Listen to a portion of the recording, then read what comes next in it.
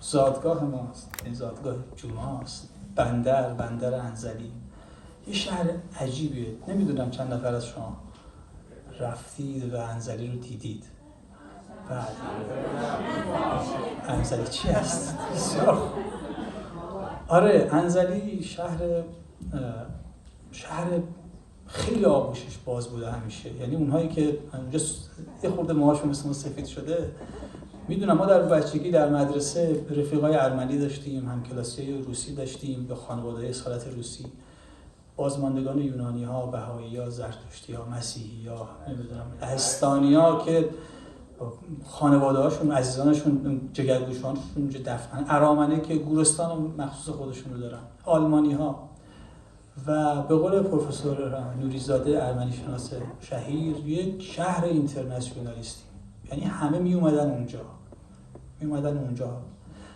ولی مدتی همه میرن، یعنی خیلی دردناکه، میخوان برن همه. این ترانه‌ای که قرار برای شما بخونیم، من شعرش رو از حسن خوشدل گرفتم. عمو حسن، کسی که افتخار داشتم در 15 سال آخر زندگیش رو در کنارش باشم. حنجره نداشت، یکی از ترانه‌سازهای بسیار شاخص بندره که اندوه صیادا و اندوه جنگل و محیط زیست رو در ترانه‌هاش آورده. امیدوارم به عمری باشه بتونیم ترانه‌هایی که نشنیده ازش مونده رو ما برای شما بخونیم.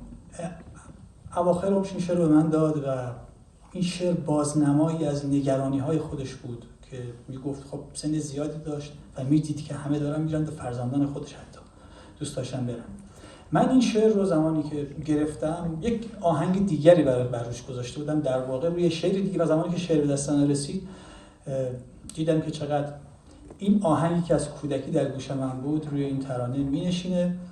آهنگ هم از مسجد آذربایجانی‌های زنجیرزنان آذربایجانی‌های ولی‌آباد، محل کودکی خودم در بندر انزلی گرفتم. بچه که بودیم ایام محرم، من فقط به خاطر این که یک مداح، یک نوحه سرای زنجانی میمد اونجا و یک مرثیه‌ای میخون که این ملودی روش بود و من برای اون میرفتم اونجا. همیشه زنجیر میزدم، اون دو شب آخر سینه میزدم، میرفتم و این ملودی رو گوش میدادم. زمانی که این ترانه رو، این شعر رو عمو حسن به من داد و دیدم که چقدر با هم هماهنگن.